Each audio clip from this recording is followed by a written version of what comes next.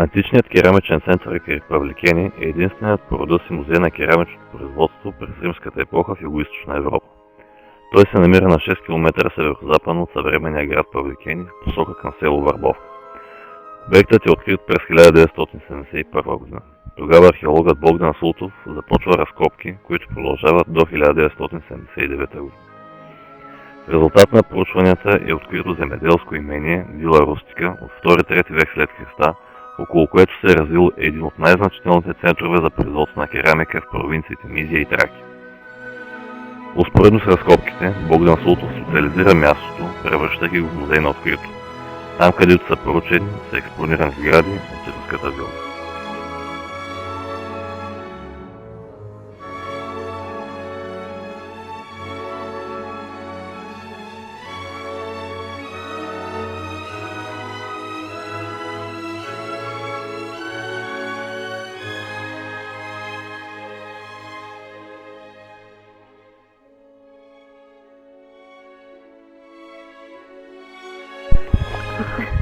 Освен архитектура, под стъклени покрития са експонирани и част от откритите над 50 пещи за изпичане на керамика.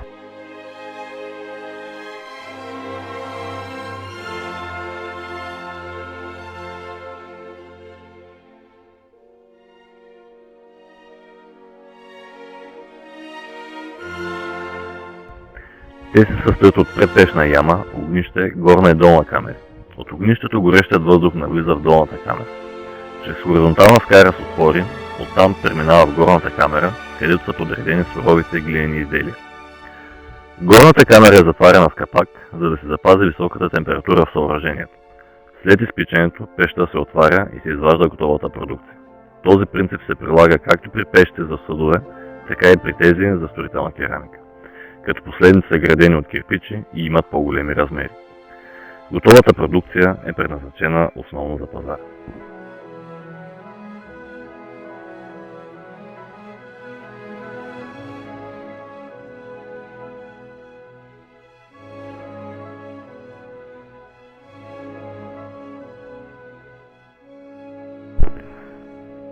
Около римската вила и производствен център, археологът Богдан Султов изгражда туристически алеи, а с пръста от разкопките прави панорамна площадка за наблюдение, на която поставя и умален макет на комплекса.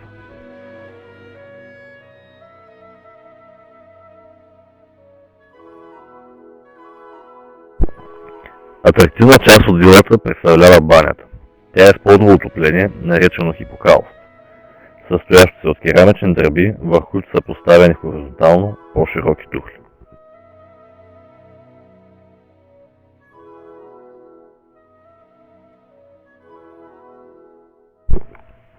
През 70-те години непосредствено до археологическия обект е направена и площадка за сортиране на откритата по време на разкопките керамика.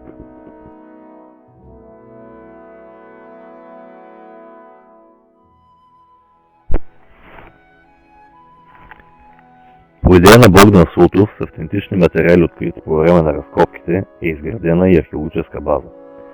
Като строителен материал са използвани парчета от счупени антични керамиди, тухли, стени от пещи, както и базалт от близко разположения вулкан Чаталтепе.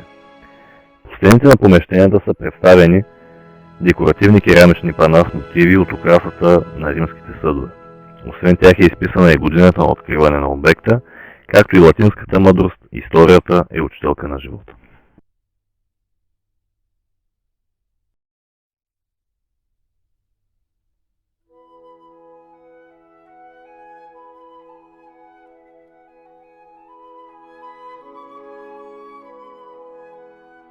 Археологът Богдан Султов обособява и част за това, което днес наричаме експериментална археология и туристическа анимация. 3 басейни ученици и студенти, облечени като римски работници, пречистват и умесват глината с вода. Готовата суровина е подавана в гранчарската работилница, където майсторът Троян източва съдове по технология, използвана от древните римляни. Самата сграда е автентична възстановка от камък и дървена решетка, запълнена с преплетени пръти, измазани с глинест разтвор. От керамика е направена книга за впечатления, в която могат да бъдат прочетени имената на хора от цял свят, сред които първият посланик на Великобритания в България, сър Уилям Харфън, Людмила Живкова и други. Произведените в гранчарската работилница изделия са изпичани в възстановени по римски образец пещи. На територията на керамичния център е разположена музейна сграда с находки, открити по време на разкопките, сред които се отличава керамиден покрив от римската епоха с створи за комини или удушници. Във витрината може да бъде разгледана една от най-добрите колекции от римска керамика в България.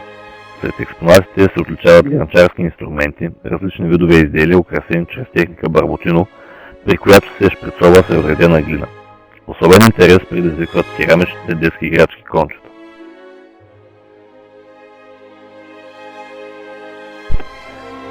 През 2015 година община Павликени, в партньорство с Исторически музей Павликени, започва осъществяването на проект Античен керамичен център Павликени, популяризация и модернизация, финансиран от Исландия, Норвегия и Лихтенщайн. Предвидените дейности са свързани с консервация и реставрация на античната архитектура и пещи, подобряване на туристическата инфраструктура, тургайд система, реклама и други. Проектът трябва да приключи до 30 април 2017 година.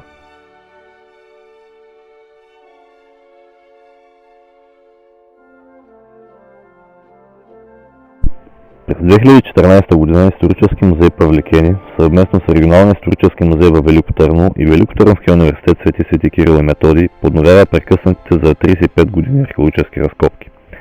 Сезон 2016 е третият поред. В експедицията участват доброволци с различни професии, като това, което ги обединява, е страстта към археологията. Открити са нови сгради от римската вила и редица находки, свидетелстващи за бита на древните римляни.